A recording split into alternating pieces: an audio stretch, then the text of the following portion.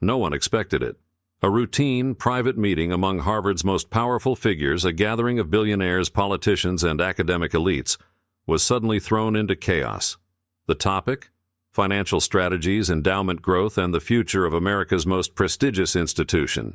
But then, the doors flew open and in walked Donald Trump. No security clearance, no formal invitation. Just Trump, striding in with that signature confidence, holding a folder under his arm and fire in his eyes. "Why are we giving government money to Harvard," he thundered, "when they've got a $50 billion endowment sitting in the bank?"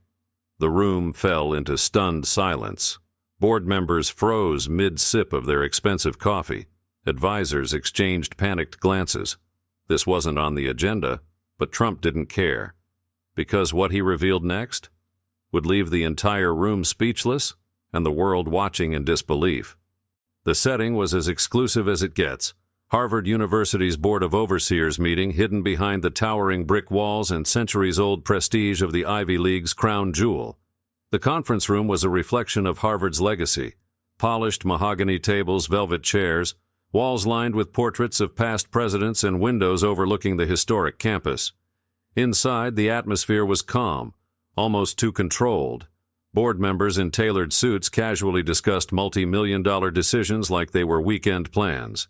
Laptops glowed softly, papers neatly stacked, and the faint clinking of fine china echoed as staff refilled glasses with imported mineral water. The agenda was simple: discuss the allocation of Harvard's staggering $50 billion endowment, one of the largest in the world.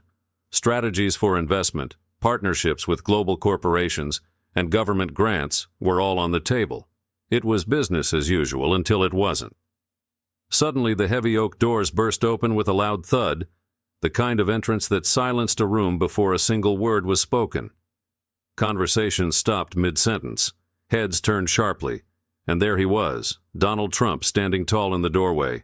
No formal introduction, no hesitation, just him, alone.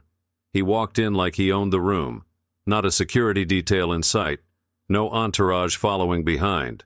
Just Trump, gripping a plain folder under his arm, his expression sharp and unyielding. The room's power dynamic shifted instantly. The professors and billionaires, once the most influential voices in the room, suddenly found themselves outmatched, not by intellect or status, but by presence. Without waiting for permission, Trump strode straight to the center of the room, his footsteps echoing off the marble floors. He didn't sit. He didn't smile. He simply stood there, his eyes sweeping across the room of Harvard's elite, as if silently daring them to speak first. And then he did what no one expected. With a slow, deliberate motion, he placed the folder on the polished table, leaned forward slightly, and said in a voice that cut through the tension like a knife, "Why are we giving government money to Harvard when you're sitting on $50 billion? The question hit like a bomb, and the room, it would never be the same again. The question hung in the air, heavy and suffocating. For a moment, no one moved.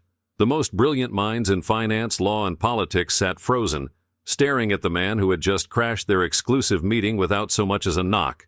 Then, like a slow ripple spreading across a still pond, whispers began to circulate. "What's he doing here?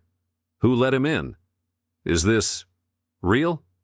The board members exchanged bewildered glances, some shifting uncomfortably in their seats while others simply stared, mouths slightly agape. But Trump wasn't waiting for an invitation. He walked further into the room, his steps deliberate, his gaze sharp. His signature red tie stood out like a warning sign against the sterile, polished backdrop of Harvard's elite. A security officer appeared at the doorway, clearly unsure of what to do. After all, this wasn't just anyone.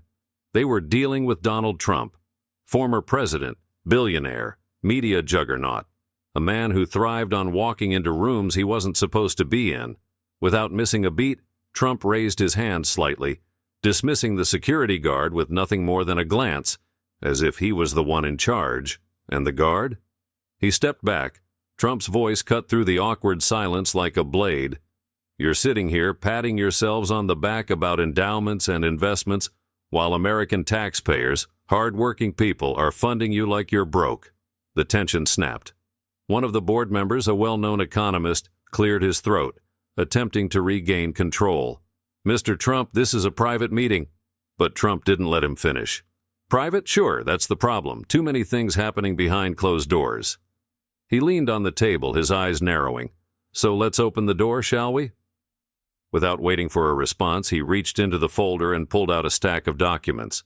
Not glossy reports or carefully prepared speeches, just plain papers with government seals, redacted lines, and stamped signatures. The room fell silent again, this time for a different reason. Because whatever was in those documents, it wasn't supposed to be here. Trump spread the papers across the table like playing cards in a high-stakes poker game.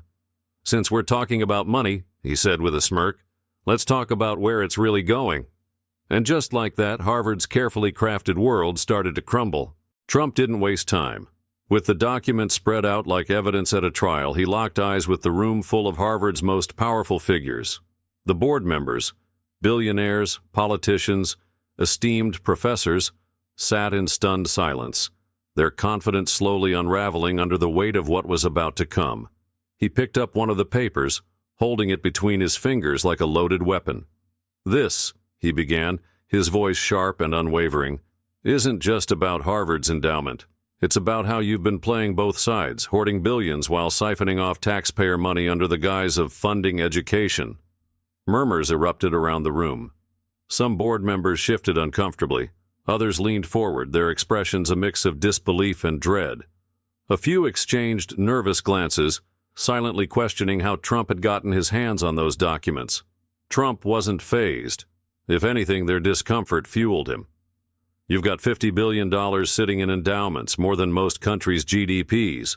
And yet, here you are, accepting government grants, emergency relief funds, even pandemic bailouts. For what?" He slammed the document back on the table. "To renovate libraries you don't need? To fund research that never sees the light of day?" A distinguished board member, his face flushed with indignation, tried to interject. "Mr. Trump, with all due respect, these funds support critical programs." Trump cut him off with a sharp gesture. "Don't give me that. Critical programs? You mean the ones where the money vanishes into administrative costs and consulting fees?" He pulled another document from the stack, holding it up for the room to see. "Here's a breakdown of administrative expenses, tens of millions disappearing without accountability. Funny how that works." The room grew colder. The board members, once smug and composed, now looked visibly rattled. Some tried to argue, others whispered among themselves, but Trump's voice drowned them out. "And it doesn't stop there," he continued, flipping through more pages. "Let's talk about foreign investments. Billions funneled through shell corporations tied to overseas interests. China, the Middle East, even countries under U.S. sanctions. Harvard's not just an educational institution, it's a financial empire with its hands in every pocket." A gasp escaped from someone in the back of the room. It wasn't just the accusation, it was the detail. The names, the figures, the evidence. Trump wasn't throwing baseless claims, he had receipts. While American families struggle to pay tuition, you sit on a gold mine, hiding behind ivy-covered walls and academic prestige. You think you're untouchable because you're Harvard? Guess what? He leaned in, his voice dropping to a near whisper. You're not. The silence that followed was deafening, because deep down, everyone in that room knew he was right. For a moment there was nothing but silence, a suffocating stillness that gripped the room like a vice.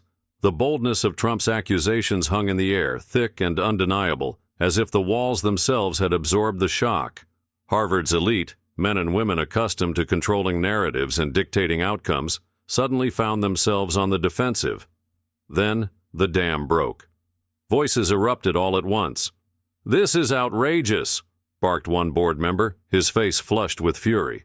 "Where did you even get those documents?" another demanded, his voice trembling, not with anger, but fear. A well-known economist slammed his fist on the polished mahogany table, papers scattering like fragile defenses. "You're twisting the facts, Mr. Trump. These are taken out of context." But Trump stood his ground, arms crossed, a slight smirk tugging at the corner of his mouth. He didn't need to shout. The room's chaos spoke louder than any words could. He had done what he came to do, unravel their composure. Across the table, a woman in a crisp navy suit, Harvard's chief financial officer, leaned forward, her voice sharp as glass. "This is a private meeting. You have no jurisdiction here." Trump's response was immediate, delivered with the precision of a knife. "No jurisdiction? Funny. Seems like taxpayer dollars gave me a front row seat." The room fell into a brief, tense silence again, but the battle lines had been drawn. Some board members scrambled to defend themselves, rattling off financial jargon and legal justifications, complex terms meant to confuse, distract, deflect. "Our endowment supports global initiatives critical to academic growth. Federal grants are standard practice in institutions of this caliber. You're politicizing something you don't understand." Trump didn't flinch. His eyes scanned the room, dissecting every fragile argument. "I understand just fine," he shot back. "I understand that while American families are drowning in student debt, you're sitting on billions, hiding behind academic initiatives, while cashing checks from the same government you claim to be independent from." The words hit like punches, short, brutal, and impossible to ignore. At the far end of the table, an elderly professor, respected, decorated, a symbol of Harvard's intellectual legacy, removed his glasses slowly, studying Trump with a mixture of disbelief and reluctant acknowledgement. "You've made your point. But what do you expect to happen now?" he asked, his voice quiet, weary. Trump stepped closer, leaning on the table, his gaze locking with the professor's. "I don't expect anything. But the American people? They'll have questions, and you're not going to like the answers." The room went silent again, but this time it wasn't shock, it was fear. Because deep down they knew. The truth wasn't the problem anymore. It was the fact that the truth was out. The room sat in a fragile silence, the tension so thick it felt like the very walls of Harvard's ivory tower were closing in. Trump wasn't finished, not even close. His eyes glinted with something sharper than arrogance, certainty. With a deliberate motion, he reached into the folder again. But this time it wasn't just documents. He pulled out a small, unmarked USB flash drive, its dull metallic sheen catching the sterile conference room lights. The simplicity of it made it even more ominous. "You think this is about endowments and grants?" Trump's voice dropped, low and razor-edged. "This isn't just about the money. It's about what the money's hiding." A ripple of unease shot through the room. Board members shifted uncomfortably, some exchanging alarmed glances. Harvard's president leaned forward slightly, her voice tight with forced authority. "What's on that drive, Mr. Trump?" she asked, though her eyes already betrayed the answer she feared. Trump smirked, tapping the drive against the table like a gavel. "Proof," gasps. A few tried to maintain composure, others failed. Faces that once exuded confidence now showed cracks, panic thinly veiled by forced professionalism. "What kind of proof?" a board member stammered, though the question felt hollow, as if they already knew. Trump leaned in, his voice dropping to a near whisper, but every word sliced through the room with deadly precision. "Proof of backdoor deals between Harvard and foreign governments. Proof of research projects that never existed but received millions in federal funding. Proof that your academic initiatives are cover stories for political favors, insider trading, and influence peddling. You've been laundering credibility through this institution for years," he continued, lifting the flash drive slightly. "Hiding corruption under the banner of education while using taxpayer money to fund it." A prominent board member, once a former U.S. senator, shot up from his seat, pointing a trembling finger. "This is slander. You have no idea what you're talking about." Trump's response was ice cold. "If it's slander, then you won't mind if I upload this, right?" The room exploded. "You can't do that. That's classified information. How did you even get that?" Security stepped forward, hesitating, unsure whether to act.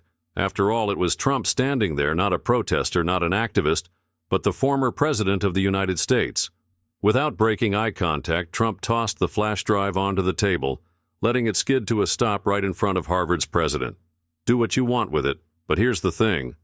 He straightened up, brushing invisible dust off his suit. "I've already made copies." Panic. Full-scale, undeniable panic. Phones buzzed simultaneously, alerts from news outlets already breaking the story. The footage had leaked. The truth was out. Trump turned, walking toward the door, his parting words echoing in the collapsing world behind him. "You built your empire on secrets, I just turned the lights on." And with that, he was gone. But the fallout was just beginning. The moment Trump walked out of that boardroom, the walls of Harvard's elite fortress began to crumble. Within minutes, the footage from the meeting had somehow leaked online.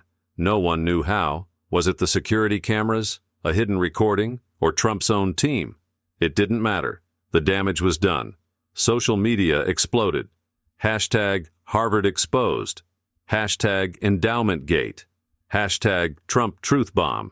Millions watched the clip in real time. Trump standing in front of Harvard's most powerful, tossing that flash drive onto the table like it was a grenade. His words echoed across every screen. "I've already made copies." News networks scrambled. Anchors cut away from scheduled programs, trying to keep up with the frenzy. CNN, Fox, MSNBC, everyone had breaking banners flashing. Trump reveals secret deals at Harvard board meeting. Billions in question? What is Harvard hiding? Government ties to elite universities under scrutiny. The fallout wasn't just digital. Protests erupted on college campuses across the country. Students demanded transparency. They weren't just angry, they felt betrayed. Crowds gathered outside Harvard's gates holding signs, "Oh, where did the money go? Oh, education or corruption? Oh, show us the files." Government officials scrambled to issue statements. Some denied everything.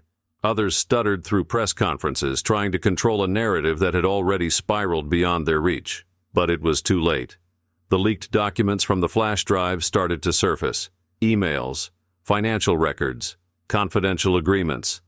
Foreign governments funneling money through academic programs. Research grants tied to politicians' families. Secret investments hidden under layers of legal jargon. The documents weren't vague. They named names, dates, amounts. High-profile resignations followed like dominoes. University deans, corporate executives, even a few government officials. Some tried to quietly disappear. Others weren't given the choice. Markets reacted with chaos. Wall Street plunged. Major donors pulled funding from Ivy League schools overnight. International leaders distanced themselves, releasing statements carefully crafted to avoid any connection to the scandal. And Trump? Silent. No follow-up tweets. No press conference. Just that footage, replayed over and over, of him walking out of Harvard's boardroom, leaving behind a trail of chaos. But here's the thing. This wasn't just about Harvard anymore. It was about every institution that had operated in the shadows, because when you pull one thread, sometimes the whole fabric unravels. The public's reaction was instant, fierce, and impossible to contain. Within hours, the footage of Trump's confrontation at Harvard had gone beyond viral. It became a global phenomenon. The image of him standing defiantly, dropping that flash drive like a bomb, was etched into screens across the world. Social media turned into a battleground. Hashtags dominated every platform. Hashtag Harvard exposed. Hashtag academic fraud. Hashtag Trump truth bomb. Hashtag where is the money? TikTok exploded with reaction videos, people dissecting every second of the footage, zooming in on board members' faces, analyzing Trump's tone, even trying to lip-read hushed whispers from panicked executives.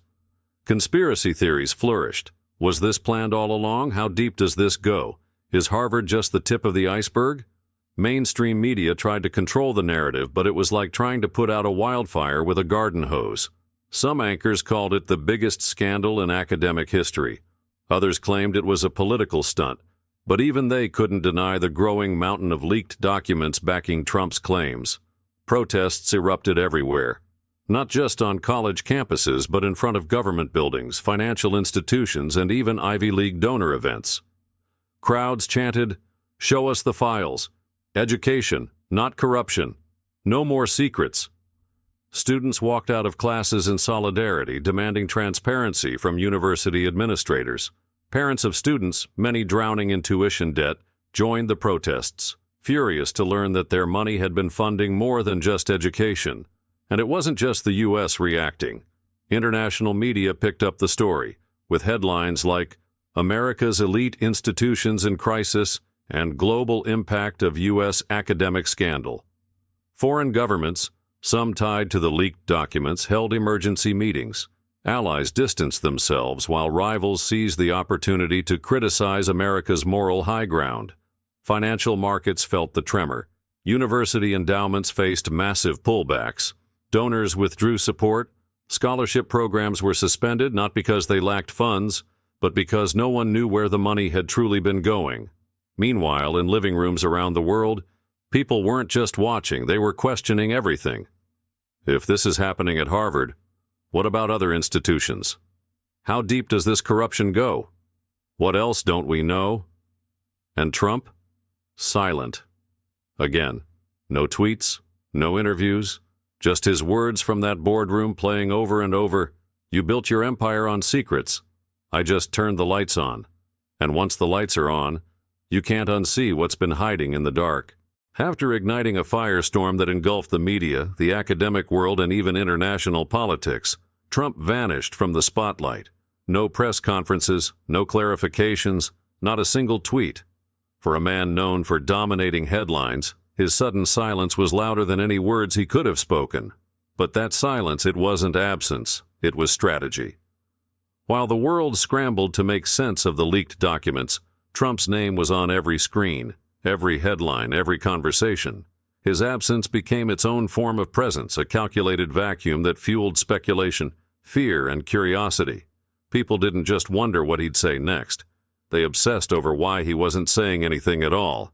Pundits filled the silence with theories. Is he planning another reveal? Was this just the beginning of something bigger?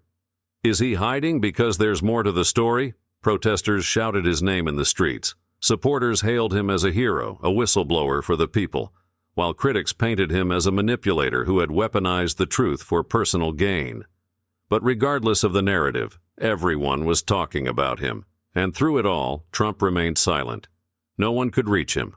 Not the media, not his former allies, not even the people closest to him. It was as if he'd walked out of that Harvard boardroom and disappeared into the very shadows he'd dragged into the light. But that's what made it so powerful, because silence leaves room for questions, and questions breed fear. The more the world speculated, the bigger his influence grew. His words from the boardroom became immortalized, not just a statement but a prophecy. You built your empire on secrets. I just turned the lights on. And here's the thing about turning on the lights. You don't need to say anything after that. Because once people see the truth, they can't unsee it. In the end, it wasn't Harvard's billion-dollar endowment or the leaked documents that people remembered. It was the moment Trump walked into that boardroom, uninvited, unapologetic, and armed with nothing but the truth, or at least his version of it. A single confrontation shattered the illusion of untouchable institutions, exposing cracks that had been hidden beneath layers of prestige, power, and polished reputations. But here's the real question. Was Trump a whistleblower fighting for transparency, or a master strategist pulling the ultimate power play? Did he expose the truth, or did he just control the narrative? The world may never know. But one thing is certain. The damage was done. The seeds of doubt were planted, and they grew faster than anyone could contain. Governments scrambled. Universities panicked. But for the average person watching from home, it wasn't just about Harvard. It was about every institution we've been told to trust. If this happened there, what's happening everywhere else? So what do you think? Was this a fight for truth, or the ultimate manipulation? A hero's stand or a power move disguised as one? Drop your thoughts in the comments below. Let's hear your take. Because in a world full of secrets, sometimes the only thing more powerful than the truth is the conversation it starts. And if this story made you question what's really happening behind the scenes, don't forget to like, share, and subscribe for more gripping stories that pull back the curtain on power, politics, and the moments that change everything. Because sometimes the biggest stories aren't about the people in the room.